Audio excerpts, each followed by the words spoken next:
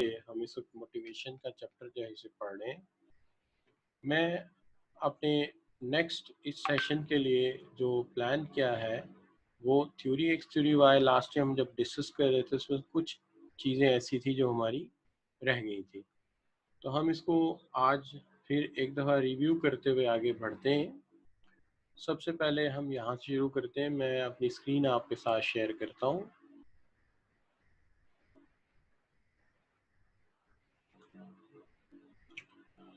तो देखिए, theory Y theory x में हम बात कर रहे हैं मोटिवेशन के चैप्टर में।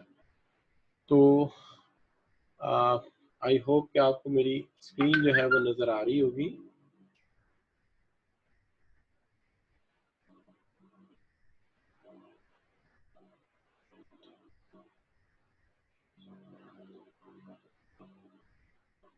वालेकुम अस्सलाम एवरीवन।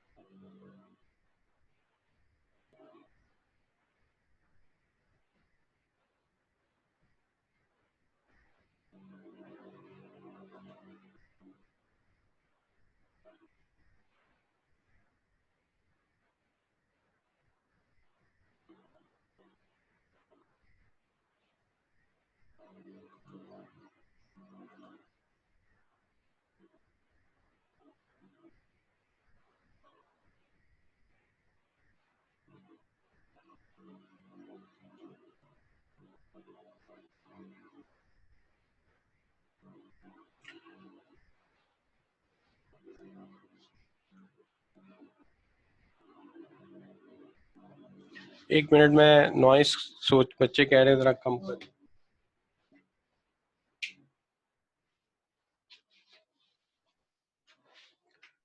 देखिए, अब नॉइस ठीक है आपको लोगों के लिए? आवाज़ तो नहीं आ रही कोई ज़्यादा? जी सर, आवाज़ तो सही आ रही है आपकी। सही आ रही है, अच्छा ठीक है। सर रिकॉर्डिंग बच्चा का कोई, बटन दबा दिएगा। हाँ बस मैं करने लगा हूँ जी। तो बच्चा कोई कह रहा था कि शायद कोई नॉइस आ रहा है। अच्छा, मेरे स्लाइड्स आ रही नज़र सामने? जी सर, क्लियर आ रही है। और स्लाइड भी आ रही हैं? बिल्कुल बिल्कुल। अच्छा ठीक है। तो लेट मी स्टार्ट प्लीज।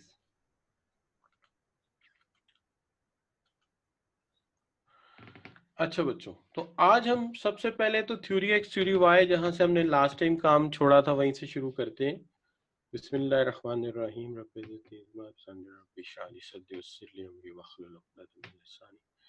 देखिए बच्चों, सबसे पहली बात ये है कि लास्ट टाइम हम ये बात कर रहे थे कि दो डिफरेंट टाइप्स के मैनेजर हैं। एक मैनेजर ऐसे हैं जो ये समझते हैं कि हमारे पास ऐसे वर्कर्स हैं जो थ्योरी एक्स वर्कर्स हैं, और दूसरे ऐसे हैं जो सोचते हैं कि हमारे पास थ्योरी वाई वर्कर्स हैं। अब इसमें अगर आप थ्योरी एक्स और थ्योरी वाई वर्कर्स की जब आप बात कर रहे हैं तो इसमें हरगिज ये बात नहीं है कि वर्कर मुख्तलिफ है। हकीकत में ये मैनेजर साहब की सोच है। एक मैनेजर ये सोचता है कि हमारे पास जो वर्कर्स हैं वो इंतहाई ज़्यादा सुस्त हैं, वो काम नहीं करना चाहते, और दूसरा ये सोचता है कि हमारे पास वर्कर्स जो हैं वो बेटर हैं, वो काम कर सकते हैं, वो इनिशिएटिव लेना चाहते हैं। तो ये दोनों की सोच में फ़र्क है। अब सबसे पहले देखिए, हमने लास्ट टाइम जहां से काम छोड़ा था वो ये था कि हमने पहले थ्योरी एक्स पे बात की थी। थ्योरी एक्स में हमने ये कहा था कि थ्योरी एक्स मैनेजर ये सोचते हैं कि वर्कर काम को डिसलाइक करते हैं और वो काम करना पसंद नहीं करते। चूंकि वो काम करना पसंद नहीं करते, काम को डिसलाइक करते हैं, इसलिए कोशिश ये करते हैं कि जिस हद तक हो सके काम ना किया जाए, या कोशिश ये करते हैं कि काम को अवॉइड किया जाए।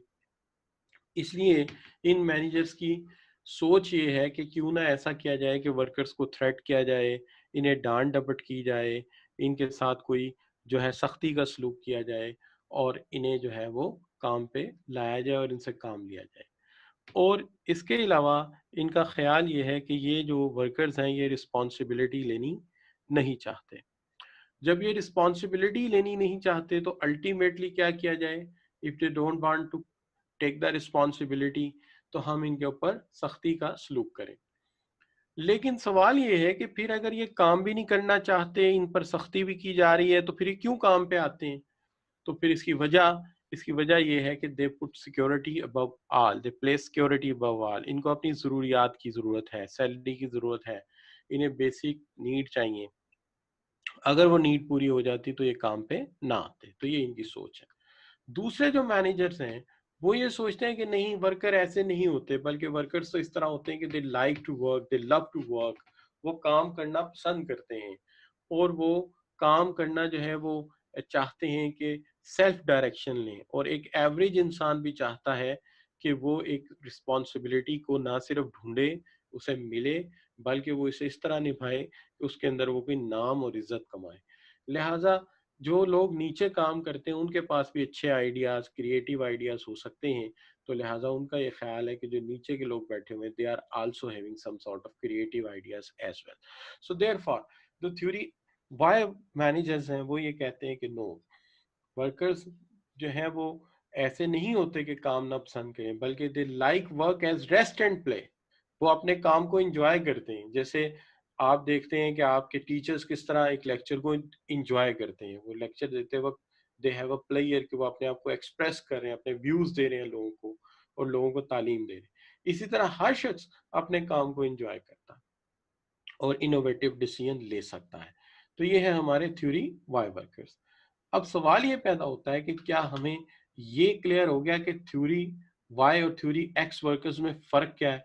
तो सबसे पहले मैं आपके कमेंट्स में ये देखता हूँ कि ये आपको बात समझ आई है। Please, I am waiting. जी अब्दुल्ला ठीक हो गया, फसीउल्ला, तंजीला, मोहसिन, आमना, मुस्तफ़ा, गुड गुड। चलें, यहाँ तक हमारा काम मुकम्मल हो गया, हमें थ्योरी एक्स और थ्योरी वाई वर्कर समझ आ गए। अब यहाँ पे जो बात इंपॉर्टेंट है वो ये है कि जो हमारे जो मैकग्रेगर साहब हैं वो क्या कहते हैं। मैकग्रेगर साहब ये कहते हैं कि अगर आप लोगों को मोटिवेट करना चाहते हो, he himself held belief that theory y assumption were more valid than theory x। अगर आप लोगों को मोटिवेट करना चाहते हो तो आपको थ्योरी x से काम नहीं लेना होगा, थ्योरी y से काम लेना। Therefore, he imposed such ideas as participative decision making and responsibility and challenging job and group relationship approach. तो वो ये कहते हैं कि अगर लोगों को मोटिवेट करना है तो फिर तुम थ्योरी वाई से काम करो। और ये जो मैंने आपके सामने एक पिक्चर लगाई है, अगर हम थ्योरी एक्स से काम लेते हैं तो you see your worker will be like a dull, ये डीमोटिवेटेड नजर आ रहा है। लेकिन जब थ्योरी वाई से काम लेते हो, वर्कर को रिस्पॉन्सिबिलिटी देते हो, वर्कर को काम करने का मौका देते हो, इसको अपनी मर्जी से काम करने की इजाजत भी देते हो, और कहीं इसको डिसीजन मेकिंग का मौका भी दोगे और समझोगे कि ये काम करना चाहता है, यानी उस पर रिलाई करोगे, उस पर डिपेंड करोगे, तो उसको एक रिस्पेक्ट दोगे, तो अल्टीमेटली क्या होगा, he will be more motivated like the picture showing. But theory x is not the right theory. तो वो कहता है कि थ्योरी एक्स वैलिड थ्योरी नहीं है। अगर काम करना है, मोटिवेट करना है, तो थ्योरी वाई से काम लेना होगा। और थ्योरी वाई का मतलब आप जानते हैं कि हम ये सोचें, लोग काम को पसंद करते हैं एज रेस्ट एंड प्ले, लोग सेल्फ डायरेक्शन लेना चाहते हैं, सेल्फ कंट्रोल चाहते हैं कि काम अपनी मर्जी से अपने वेज में करें। और दूसरी बात यह है कि वो चाहते हैं कि रिस्पॉन्सिबिलिटी उन्हें दी जाए, और एक आम इंसान भी अच्छा फैसला कर सकता है। ये लाजिम नहीं कि ऊपर बैठे लोग ये अच्छा फैसला करें या टॉप पे जो बैठे लोग हैं वो ये अच्छा फैसला करें। तो यहाँ तक बात हो गई। तो अगर हमें यहाँ तक समझ आ गई तो हम आपकी अंडरस्टैंडिंग भी थोड़ी टेस्ट कर लेते हैं। चलें, अंडरस्टैंडिंग टेस्ट करने के लिए आपके सामने एक सवाल है। Suppose you have theory X workers at your office, and as per opinion of Douglas McGregor, how you can motivate theory X worker by offering। आप कैसे वर्कर्स को मोटिवेट करेंगे? Suppose you have theory X worker at your office and as per opinion of Douglas McGregor, आप क्या करेंगे? अगर आपके पास theory X worker हैं तो आप क्या करोगे? जी, मैं कमेंट्स बॉक्स में देखता हूँ कि आप क्या राय देते हैं। जी शाबाश।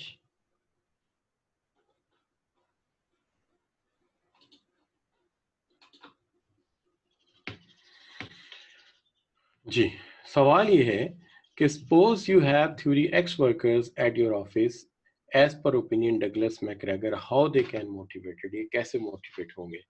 तो मैं देखता हूँ कि थ्योरी एक्स वर्कर्स को मोटिवेट करने का जो तरीकाकार है वो एक ही है जो सब बच्चों ने कहा, ए। ये काम पे सिर्फ इसलिए आते हैं कि इन्हें सिक्योरिटी और मनी चाहिए, और कोई वजह ही नहीं है। लिहाजा इनको मोटिवेट करने का तरीका क्या है? पैसा दो, अच्छी सैलरी दो, और कोई तरीका नहीं है। अच्छा जी, दूसरी बात यह है, the management of Venus brother limited runs a tight policy with strict time keeping system, procedure and rules. Managers are of the opinion that if we allow workers to have freedom at work, they generally take advantage of it and damage the work and environment. तो Venus brothers ये कहते हैं कि हमें tight control रखे हुए हैं, time keeping बड़ी स्ट्रिक्ट है, रूल्स और रेगुलेशन बड़े सख्त हैं, और उनका ख्याल ये है कि अगर जरा सा फ्रीडम दिया वर्कर को तो काम भी खराब करेंगे, माहौल को भी खराब करेंगे. तो managers are watching workers with which of the following lenses, किस लेंस से वो उन्हें देख रहे हैं? जी, मैं आपके कमेंट्स में जाके देखता हूँ आप क्या ओपिनियन देते हैं. तेजी से ओपिनियंस आ रही हैं. तो most of the students said A, that's correct. Theory X worker हैं, इसीलिए वो उन पर सख्ती करना चाहते हैं. बिल्कुल सही मोहम्मद जैन. अच्छा खुशनू, दैट्स अ गुड ओपिनियन जी. अच्छा बच्चों, तो आपको ये समझ आ रही है. फिर हम अब नेक्स्ट क्वेश्चन आपके सामने रखते हैं. अगेन वही सवाल, उसको थोड़ा सा चेंज कर दिया मैंने. If Venus brothers believe they have theory Y workers, they would adopt. अगर वाई वर्कर होते तो फिर वो क्या करते? अगर वीनस ब्रदर्स के पास थ्योरी वाई वर्कर होते तो वो क्या करते? एक ये है कि a dictatorial and authoritarian style adopt करते. देखिए, थ्योरी वाई वर्कर पे चलता है ये स्टाइल? नहीं. थ्योरी वाई पे तो डिक्टोरियन और अथॉरिटेरियन स्टाइल ज्यादातर काम करता है. थ्योरी एक्स वर्कर्स पे उन्हें क्या अलाउ करोगे आप? शाबाश, पार्टिसिपेशन अलाउ करोगे, emphasise on responsibility and self direction दोगे, टाइट एंड ब्यूरोक्रेटिक कंट्रोल उन पे नहीं करोगे. तो कौन से वाले दो ऑप्शन पिक किए जाए तो नीचे वाला ऑप्शन मुझे मिल जाएगा? शाबाश, दैट इज बिल्कुल ठीक. 2 and 3, 2 and 3 जो ऑप्शन है, this option is C option. This option is C option. 2 और 3 जिसने लिख दिया उसने भी सही लिखा है, लेकिन पेपर में ऑप्शन देना होगा. ठीक है, तो will pick up A B C and D. तो इसमें से सी करेक्ट ऑप्शन है. यू आर वेरी राइट जी, थैंक यू वेरी मच. शाबाश. अगेन एक सवाल आपके सामने. The gain to both individual and organization from promoting good mental health and work at work and authority delegation is reflect to increase the presence of subordinate in scheduling work, well-being and production plan. अगर हम workers को involve करते हैं worker planning में, production plan में, और उसके साथ साथ उन्हें एक अच्छा माहौल देते हैं health and safety का, तो what we believe क्या reflect करता है ये? अगेन हम देखते हैं आपके कमेंट्स में जाके क्या रिफ्लेक्ट करता है ये. जी बिल्कुल सही. It's reflects the you are having theory Y workers. Theory Y, इसीलिए तो आप उन्हें अथॉरिटी दे रहे हैं, इसीलिए तो उन्हें आप क्या कर रहे हैं? अलाउ कर रहे हैं कि ठीक है आप प्लानिंग में भी आओ, हमारे साथ वर्किंग में भी आओ. तो अगर ऐसी सूरत हाल होगी तो you will allow them theory Y workers. तो यहाँ पे theory Y worker correct option है. तो मोस्टली स्टूडेंट का आंसर ठीक है. तो उसकी वाई वर्कर होने की वजह क्या है? क्योंकि हम उसे डेलीगेशन दे रहे हैं, यानी अथॉरिटी डेलीगेट कर रहे हैं, उसको अलाउ कर रहे हैं तुम स्केड्यूलिंग में हमारे साथ काम करो और प्लानिंग में भी करो. इसका मतलब हम वर्कर को इस काबिल समझते हैं कि वो ऊपर आए और आकर प्लानिंग में पार्टिसिपेट करे. तो ये है जो हमारा यहाँ पे करेक्ट आंसर बनता है. अब जहां तक है आपकी बात, आगे बढ़ते हैं और बात करते हैं हम टू फैक्टर थ्योरी, फ्रेडरिक हेसबर्ग. तो देखिए, फ्रेडरिक हेसबर्ग के ऊपर हम बात कर रहे हैं और टू फैक्टर थ्योरी स्टार्ट कर रहे हैं. तो बिस्मिल्लाहिर्रहमानिर्रहीम. आप सब बच्चे जो हैं, सबसे पहले तो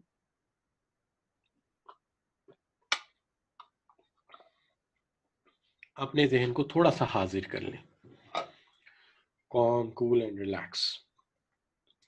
देखिए, हेज़बर्ग के नजदीक मोटिवेशन के दो फैक्टर्स हैं। हेज़बर्ग के नजदीक मोटिवेशन के दो फैक्टर्स हैं। एक वो फैक्टर्स हैं जिसको वो हाइजीन फैक्टर कहता है, और दूसरे वो फैक्टर हैं जिनको वो मोटिवेटर्स कहता है। हाइजीन फैक्टर्स के तीन नाम और भी बताता है: environment factor, maintenance factor and extrinsic factors. और दूसरा फैक्टर मोटिवेटर्स है। तो सबसे पहली बात तो ये है कि दो फैक्टर्स बताता है, एक हाइजीन फैक्टर और एक मोटिवेटर्स। तो इन दो फैक्टर्स को हम लेकर चलते हैं। सबसे पहले आप देखिए, मैंने एक नीचे डायग्राम बनाया है। इस डायग्राम को अगर आप देखते हो तो मैं समझता हूं कि जो हेज़बर्ग का आइडिया है वो ये है कि वर्कर्स को मोटिवेट करने से पहले उसे डिससेटिस्फैक्शन से बचाया जाए। वर्कर को मोटिवेट करने से पहले उसे डिससेटिस्फैक्शन से बचाया जाए। अगर उसे हमें डिससेटिस्फैक्शन से बचाना है तो सबसे पहले उसे हाइजीन फैक्टर देने होंगे। हाइजीन फैक्टर मिलेंगे तो वो डिससेटिस्फैक्शन से बच जाएगा। तो इसका मतलब यह है, इस डायग्राम को देखिए कि सबसे पहले एक इंसान डिससेटिस्फैक्शन के गड्ढे में गिरा हुआ है, वो नीचे है। तो जब तक वो एक ऐसी सिचुएशन में नहीं आता जहां मैंने ग्रीन से लिखा हुआ है ओरिजिन, या ग्रीन से मैंने मेंशन किया हुआ है नाइदर मोटिवेटेड नॉट डिससेटिस्फाइड, यहां तक तो लेके है ना पहले उसे। तो सबसे पहले अवॉइड करें डिससेटिस्फैक्शन को। अगर डिससेटिस्फैक्शन को अवॉइड करना है तो सबसे पहले उसे हाइजीन फैक्टर दें। सबसे पहले उसे हाइजीन फैक्टर दें। तो हाइजीन फैक्टर देंगे तो डिससेटिस्फैक्शन से बचेगा और बचकर एक नॉर्मल कंडीशन में आएगा, और नॉर्मल कंडीशन में आ जाएगा तो फिर मोटिवेटर उसे मोटिवेट करेंगे तो वो ऊपर जाना शुरू हो जाएगा, जहां पे मैं पॉइंट कर रहा हूं इस वक्त। लिहाजा सबसे पहले किस चीज से बचाना उसे? डिससेटिस्फैक्शन से। डिससेटिस्फैक्शन से बचाना है तो उसे पहले डिससेटिस्फैक्शन से निकालो, और डिससेटिस्फैक्शन से निकालने के लिए उसे क्या देने पड़ेंगे? Hygiene factors. तो हाइजीन फैक्टर मोटिवेट नहीं करते। हाइजीन फैक्टर्स जो हैं वो वर्कर को डिससेटिस्फैक्शन से बचाते हैं। मैं रिपीट करता हूं, हाइजीन फैक्टर मोटिवेट नहीं करते, बल्कि वो वर्कर को डिससेटिस्फैक्शन से बचाते हैं। लिहाजा उसे पहले डिससेटिस्फैक्शन से निकालना पड़ेगा। नीचे येलो में लिखा हुआ है डिससेटिस्फैक्शन, यहां से आप उसे निकालो। किस तरह से निकालोगे? हाइजीन फैक्टर देके। तो हाइजीन फैक्टर मोटिवेट नहीं करते, बल्कि डिससेटिस्फैक्शन से वर्कर को बचाते हैं, और मोटिवेटर्स जो हैं उसके बाद काम करते हैं, पहले हाइजीन फैक्टर काम करते हैं। एक बात। दूसरी चीज, जो हाइजीन फैक्टर्स हैं वो आम तौर पे इंसान के अपने अंदर मौजूद नहीं होते, उसे दूसरे देते हैं। जब दूसरे यानी ऑर्गेनाइजेशन देती है या उसके अंदर बैठी मैनेजमेंट देती है, तो लिहाजा ये सारे के सारे एक्सट्रिंसिक होते हैं। ये सारे के सारे एक्सट्रिंसिक होते हैं। तो आप यूं कह सकते हो कि पहले हम डिससेटिस्फैक्शन में होते हैं, और डिससेटिस्फैक्शन से निकालने के लिए हमें हाइजीन फैक्टर दिए जाते हैं। ये हाइजीन फैक्टर हमें खुद नहीं मिलते, हमें दूसरे प्रोवाइड करते हैं, और उसके बाद मोटिवेटर्स जो हैं वो काम शुरू कर देते हैं। अच्छा, सो हम ये कहते हैं कि सबसे पहली बात जिस पे मैं इस वक्त फोकस कर रहा हूं, कि क्या आप इस बात को समझे हैं कि हाइजीन फैक्टर डिससेटिस्फैक्शन से बचाते हैं? Is it so?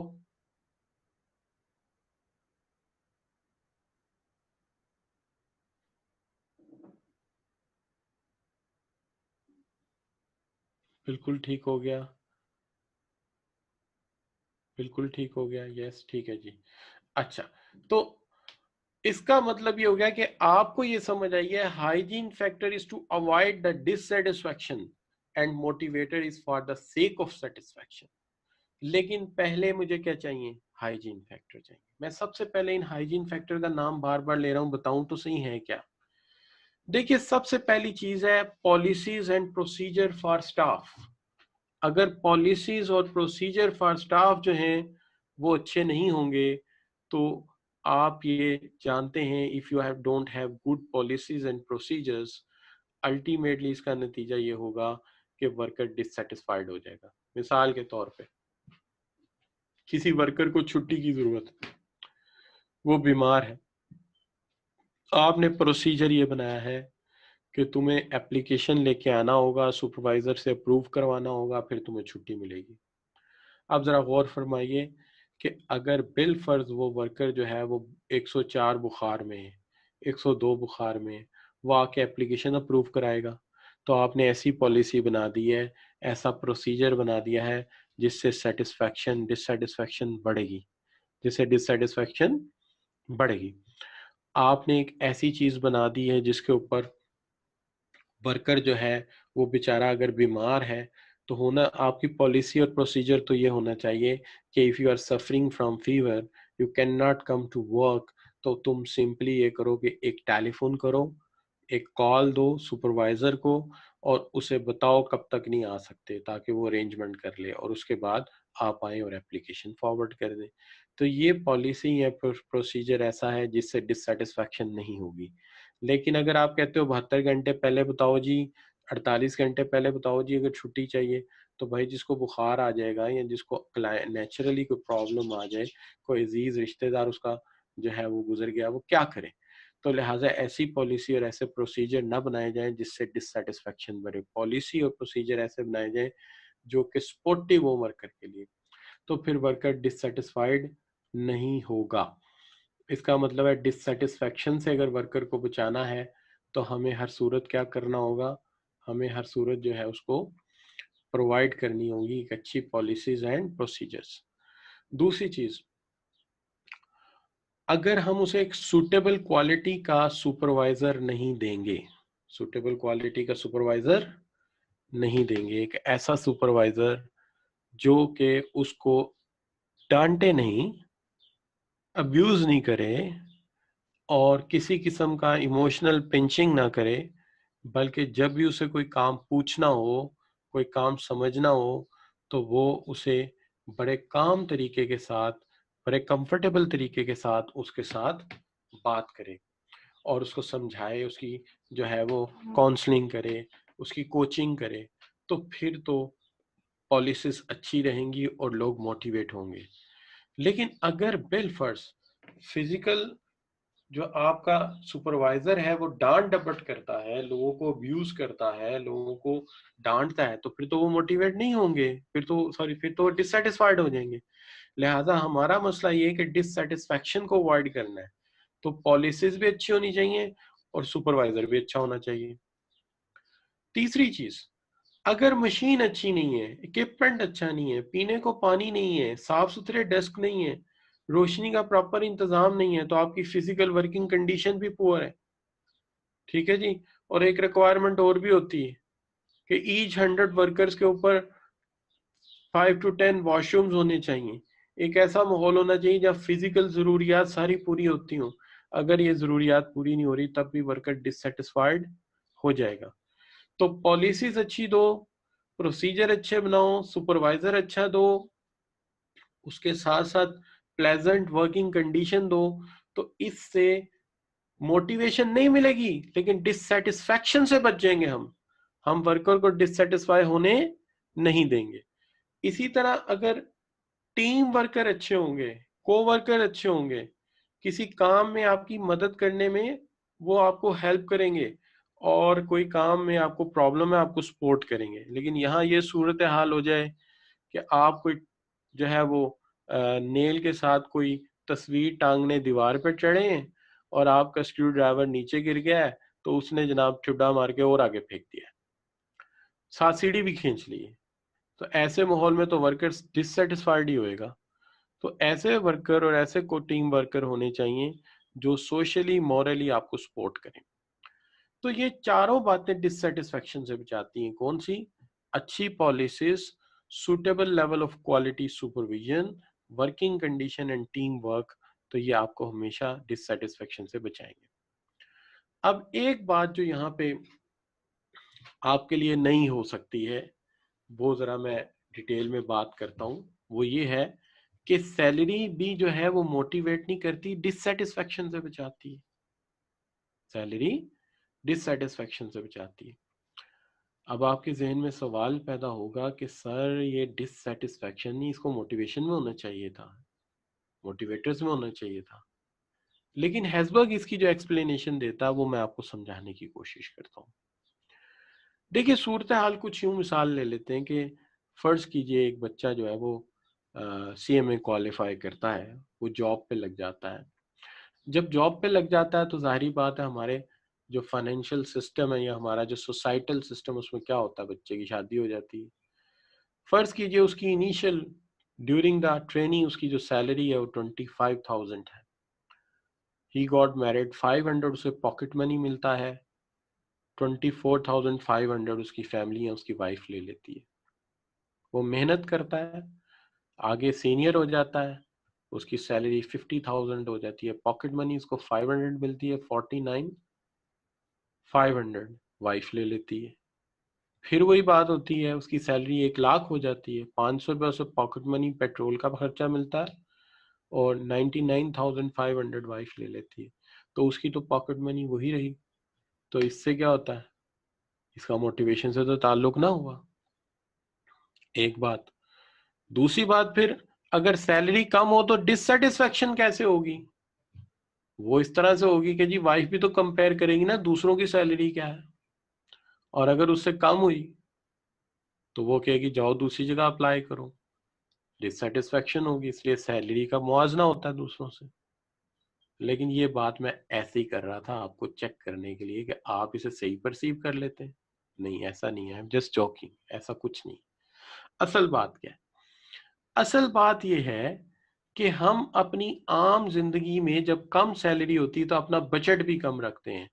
हम एक कमेटी डाल देते हैं 5,000 की, 25,000 सैलरी है, 5,000 की कमेटी डाल दी, लाइफ बॉय यूज कर लिया, डेंटोनिक पाउडर से दांत साफ कर लिए, सैलरी बढ़ गई।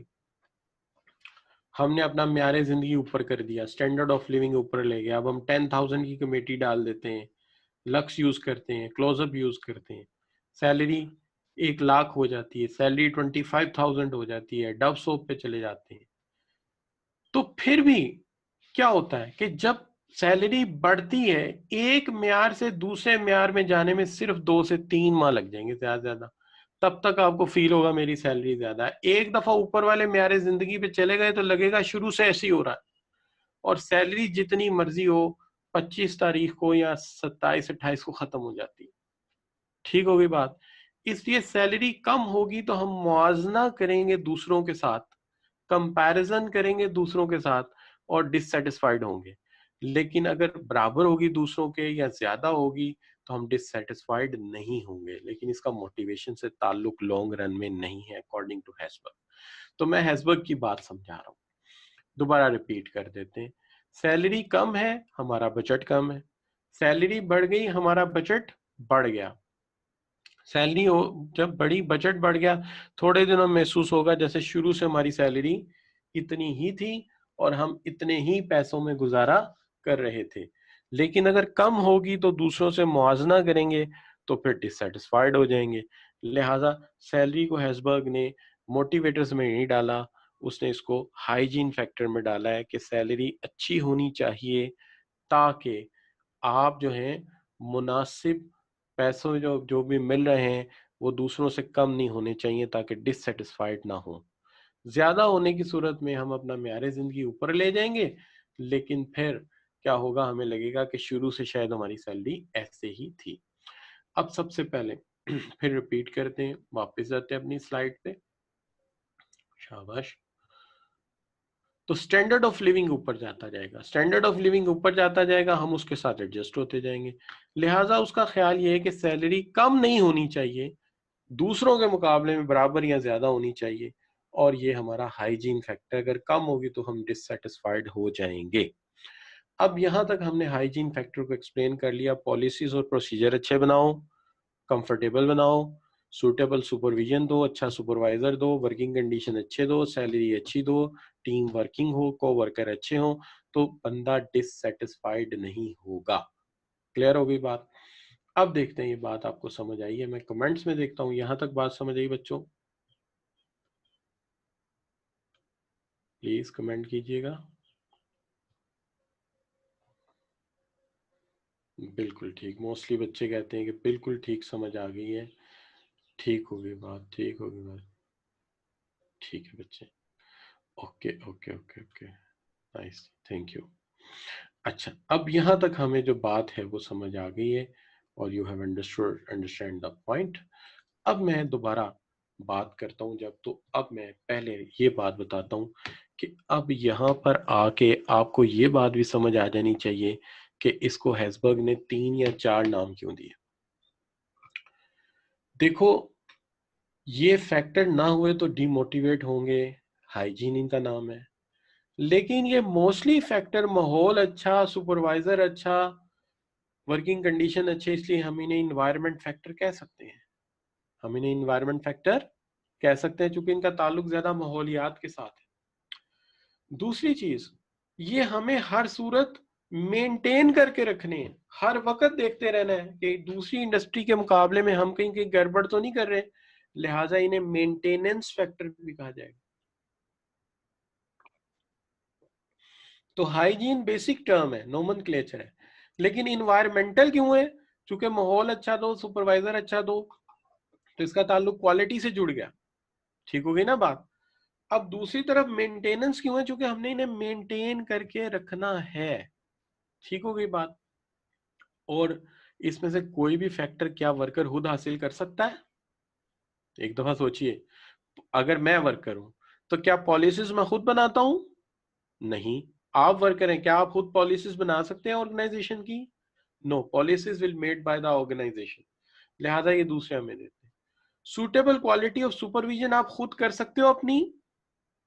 नहीं, सुपरवाइजर भी आपको जो है वो आपकी ऑर्गेनाइजेशन देती है। अच्छे को वर्कर कौन देता है आपको? ये भी ऑर्गेनाइजेशन देती है आपको। अच्छी सैलरी कौन देता है? आप खुद अपनी सैलरी तय करते हैं, वो तो डायरेक्टर्स भी नहीं कर सकते, उनके लिए भी नॉन एग्जीक्यूटिव डायरेक्टर का बोर्ड कमेटी बैठती है, लिहाजा ये भी आपको दूसरे देते हैं। तो इसलिए ये सारे के सारे फैक्टर जो है इनको आप एक्सट्रिंसिक फैक्टर कहेंगे, सारे के सारे फैक्टर्स को एक्सट्रिंसिक फैक्टर कहेंगे। तो इनके 4 नाम है, हाइजीन फैक्टर माहौल से रिलेटेड है इसलिए इन्वायरमेंटल फैक्टर, इन्हें मेंटेन करके रखना है लिहाजा ये मेंटेनेंस फैक्टर है, और चूंकि ये दूसरे हमें प्रोवाइड कर रहे हैं इसलिए ये एक्सट्रिंसिक फैक्टर्स है। लेकिन जब बात आती है मोटिवेशन की, तो वहां हेज़बर्ग ये कहता है कि मोटिवेटर्स जो होते हैं वो इंट्रिंसिक होते हैं। मोटिवेटर्स जो होते हैं वो इंसान के अंदर से मौजूद होते हैं, वो बाहर से नहीं आते। तो these factors are intrinsic. Why intrinsic? Reason is this कि ये इंसान के अंदर मौजूद होते हैं या इंसान के अपने बल पे होते हैं।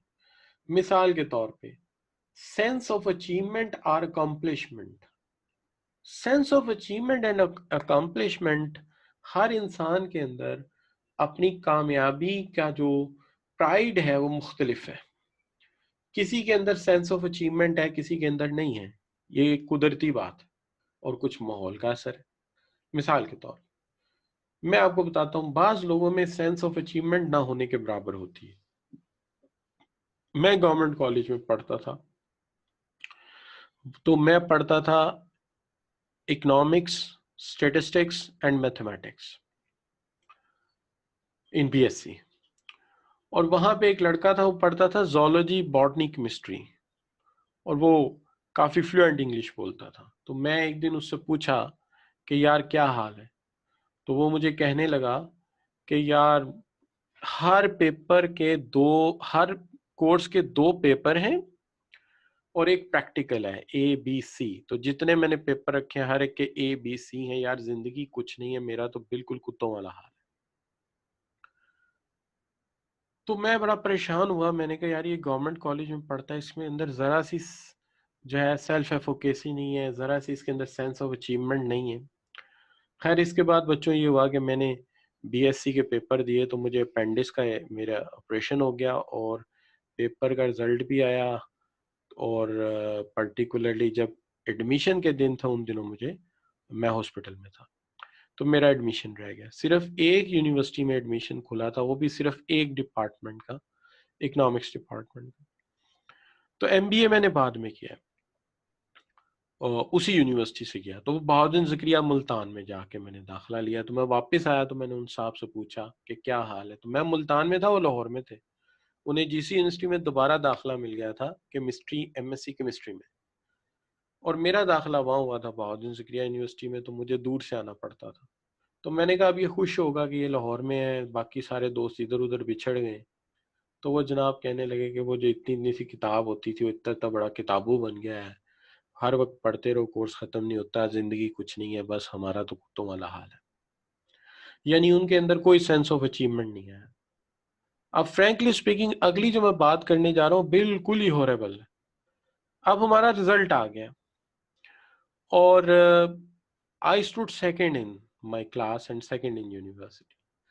और वो जो आदमी थे, वो जो साहब थे, वो क्वालिफाई कर गए और उन्होंने पंजाब यूनिवर्सिटी, उस जमाने में जीसी के स्टूडेंट पंजाब सी का एग्जाम देते थे, तो वो पंजाब सी का एग्जाम देने गए और उन्होंने, I thought he, if I am not wrong, उन्होंने सेवरल ऑफ ईयर बैक जो मैक्सिमम स्कोर का रिकॉर्ड था वो तोड़ दिया।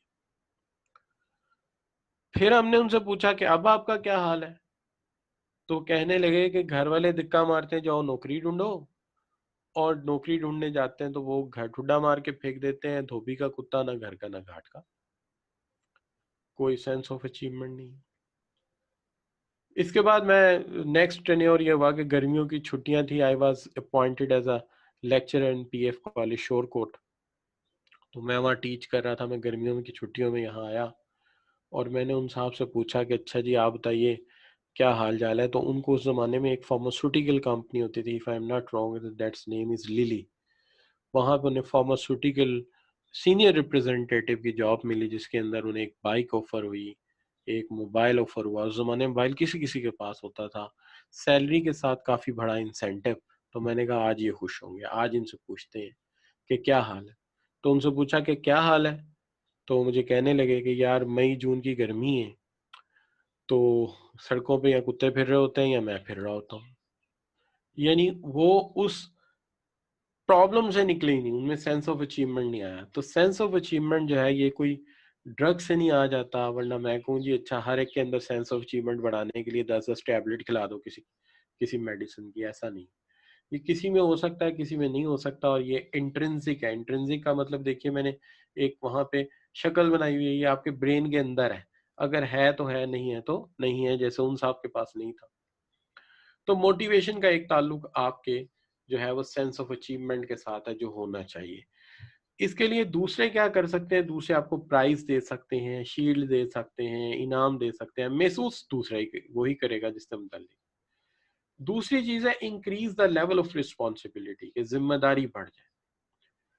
तो ये भी मोटिवेशन का बहुत बड़ा फैक्टर है। तो एक ये कि बंदे में सेंस ऑफ अचीवमेंट हो, और दूसरा ये है कि लेवल ऑफ रिस्पॉन्सिबिलिटी जब बढ़ाई जाए तो फर्ज जिम्मेदारी महसूस करें। अब इसके साथ साथ है attraction of job itself, job की अट्रैक्शन आपके लिए बहुत ज्यादा हो। जैसे कि आप यूं कहो कि आप किसी ऐसी फील्ड में जाते हो जो आपकी हॉबी है, जो आपकी पसंदीदगी है, तो आप क्या करते हो, आप उस जॉब में जाते हो और जाकर काम शुरू कर देते हो। नतीजा ये होता है कि आप काम कर रहे हैं और कोई दूसरा आके कहता है भाई 6 बज गए, घर जाओ, मैंने ऑफिस बंद कराना है। यानी आप मस्त है अपने काम में, you are enjoying your work, you never know when 2 o'clock pass on हो गया, कब 3 बज गए, कब 4 बजे, कब 5 बजे। तो जॉब की अट्रैक्शन इतनी ज्यादा है। तो ये सब चीजें इंसान के अंदर होती हैं। जिम्मेदारी इंसान अंदर से महसूस करता है, सेंस ऑफ अचीवमेंट अंदर से महसूस करता है, जॉब की अट्रैक्शन, अगर उसने वो जॉब ली है जो उसको पसंद है तो फिर ये भी होगा। एक चीज रहेगी, career advancement, training and development. ये खैर लगता है कि देते तो दूसरे हैं, लेकिन ट्रेनिंग एंड डेवलपमेंट होने से काम मुकम्मल तौर पे समझ आ जाता है। जब बच्चों काम समझ आता है तो काम का रियल प्लेयर और इंजॉयमेंट भी तब ही शुरू होता है जब काम इंसान को समझ आ जाए। तो इसका मतलब ये हुआ कि सेंस ऑफ अचीवमेंट तब ही होगा जब इंसान सोचे कि काम मजे का है, और इसी तरह उसके अंदर एहसास जिम्मेदारी पैदा हो जाए, रिस्पॉन्सिबिलिटी, और उसे ये पता हो कि मैं जो काम कर रहा हूँ मैं प्रमोट होता जाऊंगा और अगली जॉब्स पे मूव करता चला जाऊंगा। तो इस तरह उसका सेंस ऑफ अचीवमेंट जो है वो बढ़ता जाएगा। तो हम रिपीट कर लेते हैं। हाइजीन फैक्टर दूसरे हमें देते हैं, इन्वायरमेंट फैक्टर, मेंटेनेंस फैक्टर हमें दूसरे देते हैं, जिसके अंदर पॉलिसीज है, प्रोसीजर है, सुटेबल क्वालिटी ऑफ सुपरविजन है, प्लेजेंट वर्किंग कंडीशंस है, अप्रोप्रिएट सैलरी एंड स्टेटस है, ये सब दूसरे हमें देते हैं। लेकिन जो मोटिवेटर्स है वो हमारे अंदर मौजूद होते हैं, हमारे महसूसात के अंदर होते हैं, हमारे जहन की सोच में होते हैं, और वो क्या है? Sense of responsibility, sense of achievement, attraction of job, and then you say career advancement, कि हम ग्रोथ करेंगे और अगली जॉब से प्रमोट होते जाएंगे, ट्रेनिंग एंड डेवलपमेंट होती जाएगी और अगली जॉब पे हम प्रमोट होते चले जाएंगे। हाइजीन फैक्टर इसलिए जरूरी है कि अगर ये नहीं होंगे तो हम डीमोटिवेट होंगे। हाइजीन फैक्टर इसलिए जरूरी है कि अगर ये एब्सेंट रहेंगे, ये नहीं होंगे, absence of hygiene factor leads to dissatisfaction. अगर ये फैक्टर हमें ना मिले लेफ्ट वाले, तो हम डिससेटिस्फाइड हो जाएंगे। लेकिन सबसे पहले यही फैक्टर देने होंगे ताकि अवॉइड किया जा सके डिससेटिस्फैक्शन से। एक दफा डिससेटिस्फैक्शन अवॉइड हो गई तो हम ऊपर आ जाएंगे, कहाँ पे? जहाँ पे बेशक हम मोटिवेटेड भी नहीं, डिससेटिस्फाइड भी नहीं। फिर ये जो आपके मोटिवेटर हैं, जो आपके राइट साइड पे लिखे हुए हैं, ये काम करेंगे तो आप मोटिवेशन यानी मोटिवेटेड होना शुरू हो जाएंगे। इसका मतलब हेजबर्ग साहब कहते हैं कि पहले हाइजीन फैक्टर होंगे, वो डिससेटिस्फैक्शन से बचाएंगे, और फिर मोटिवेटर्स होंगे जो हमें मोटिवेशन देंगे, और फिर हम मोटिवेट होना शुरू हो जाएंगे। लेकिन अगर हम मोटिवेटर्स दे दें, मोटिवेटर्स हों, लेकिन हाइजीन फैक्टर्स ना हो, तो जनाब आप डिससेटिस्फाइड हो जाएंगे, वो काम ही नहीं करेंगे। इसका मतलब है पहले हाइजीन फैक्टर होने चाहिए, फिर मोटिवेटर्स होने चाहिए। ये बात कोई नई नहीं है, इससे पहले हेजबर्ग ने भी यही कहा था। हेजबर्ग ने कहा था पहले लोअर ऑर्डर नीड दोगे तो फिर अपर ऑर्डर नीड काम करेंगे।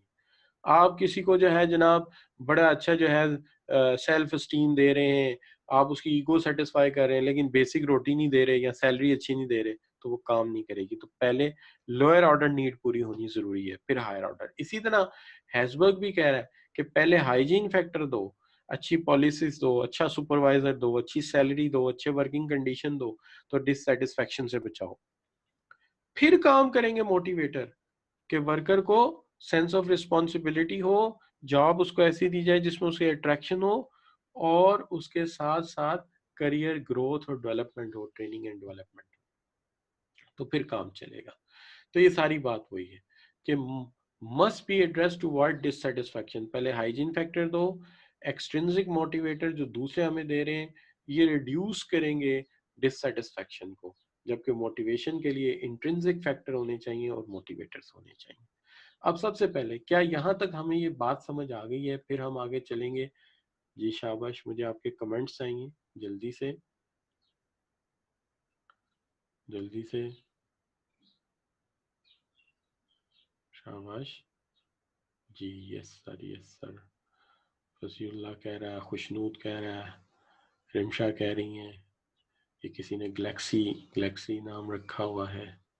ठीक हो गया बच्चों, तो ये बिल्कुल ठीक है, ये आपको समझ आ गया है। तो यहाँ तक हमने इसको डन कर लिया।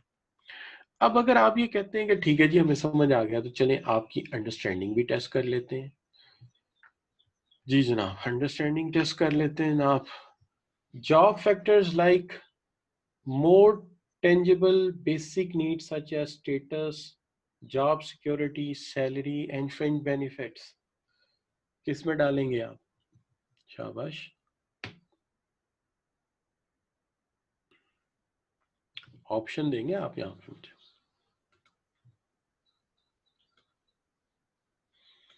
जी, mostly students are correct in their answer.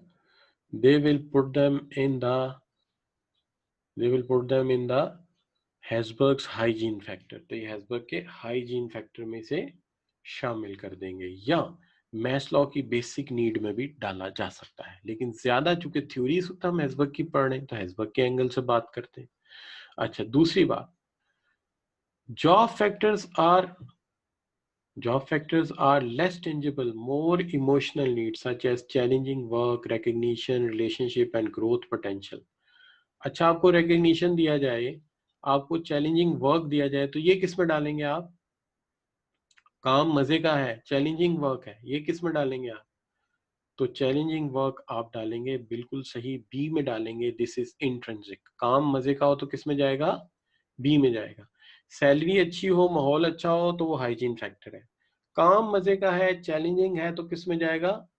Intrinsic factors में जाएगा, हैशबर्ग के या मोटिवेटर्स में जाएगा। ठीक हो गया बच्चों? अब देखिए आगे चलते हैं, बात करते हैं the absence of certain job features.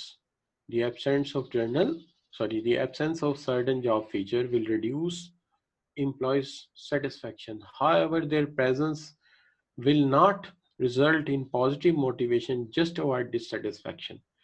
ऐसे फैक्टर जो डिससेटिस्फेक्शन को अवॉइड करते हैं, अगर वो ना हो तो वर्कर डीमोटिवेट होगा, लेकिन हो तो मोटिवेट नहीं होगा, डिससेटिस्फेक्शन से बच जाएगा। ये कौन से फैक्टर है? जी शाबाश, बिल्कुल सही जी, आपके जवाब आ रहे हैं। दीज आर बी, और बी फैक्टर क्या है? These factors are Herzberg's hygiene factor. तो ये हैशबर्ग के हाइजीन फैक्टर्स हैं कि होंगे तो हम डिससेटिस्फाइड नहीं होंगे, नहीं होंगे तो हमारी डिससेटिस्फेक्शन में इजाफा होगा। Next ji, Ross Company offers its employees sensible company policies and organizational justice, good salaries and bonuses, considerate supervision and co-workers, training and development program. According to Hesberg two-factor theory, which of the following things will satisfy employee in such a way to motivate them to superior effort in long term? सवाल ये है कि sensible company policies मिल रही हैं, अच्छी salaries मिल रही हैं, अच्छी सुपरविजन मिल रही है, ट्रेनिंग एंड डेवलपमेंट प्रोग्राम मिल रहा है, इनमें से कौन से ऐसे हैं जो मोटिवेटर्स हैं, इंट्रिंसिक हैं? ठीक है जी, कौन से ऐसे हैं जो इंट्रिंसिक हैं? जी मैं आपके पॉइंट्स देखता हूं नीचे जाके। मोस्टली स्टूडेंट्स ने बी को चूज किया है, ओनली बी, और ये काफी हद तक करेक्ट है। देखिए पॉलिसीज और प्रोसीजर्स किधर डालेंगे आप? हाइजीन में। सैलरी किधर डालेंगे? हाइजीन में। सुपरवाइजर और कोवर्कर अच्छा किस में डालेंगे? हाइजीन में। सिर्फ growth, training and development programme, इसको किस में डालेंगे? इसको डालेंगे मोटिवेटर्स में, क्योंकि इससे प्रमोशन मिलेगी और प्रमोशन से आपका, ट्रेनिंग से आपके काम में मजा बढ़ जाएगा। ठीक हो गई बात?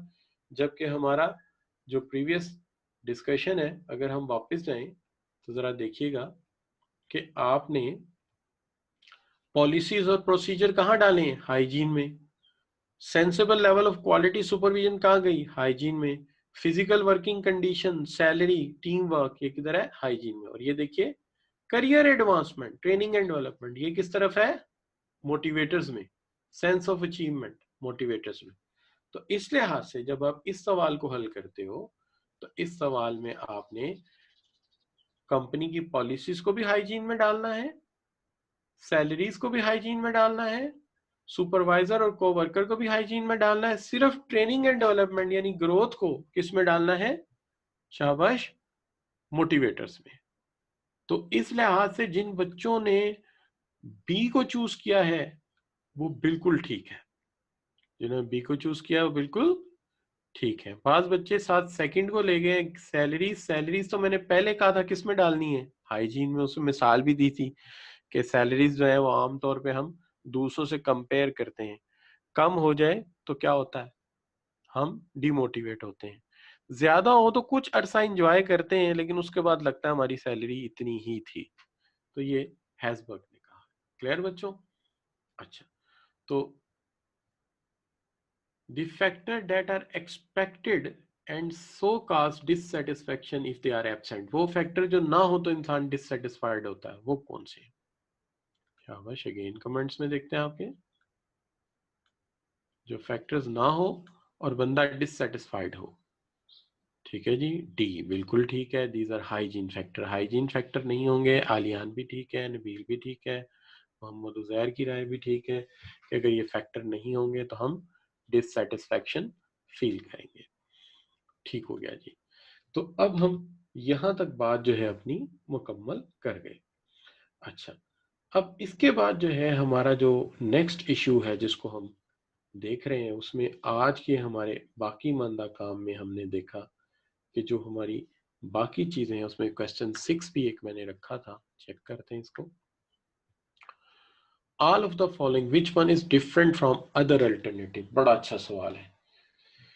All of the following which one is different from other alternative term used for the same meaning।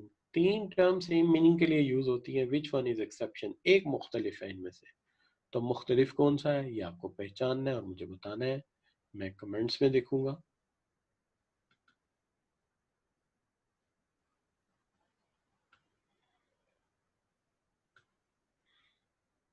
जी बच्चों, मोस्टली बच्चे ए को चूज कर रहे हैं, ए को चूज कर रहे हैं तो करेक्ट है।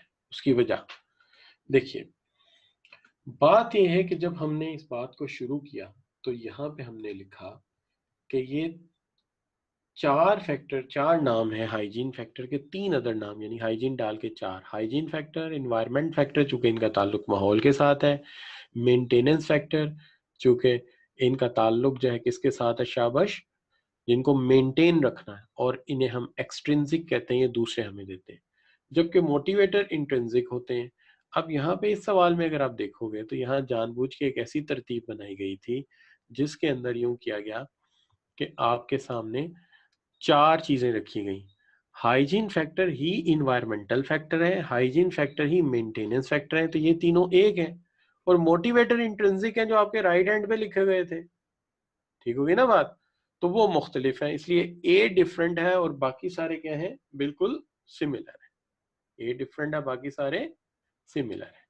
तो अब हम यहां तक सबसे पहले तो आपसे ये पूछते हैं कि ये सारी बातें आपको समझ आ गई हैं? शाबाश, आपके कमेंट्स में देख रहा हूँ, यू अंडरस्टैंड दैट।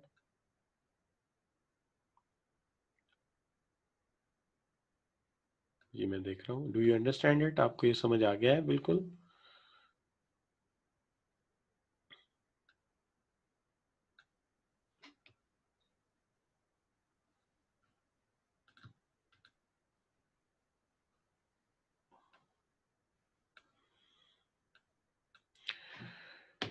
ठीक हो गया जी। फायदा यूसुफ बताएंगी कि यहाँ तक बात समझ आई है, मुजम्मिल बताएंगे यहाँ तक बात समझ आई है। शाबाश। बी ये कौन है? नाम से ही लिख दिया करें बेटा, मैंने बोलना होता है अगर तो आसानी रहती है। मुजम्मिल बता दें यहाँ तक लेक्चर समझ आ गया है? बिल्कुल ठीक हो गया। फायदा यूसुफ ठीक कह रही हैं, बाकी बच्चे?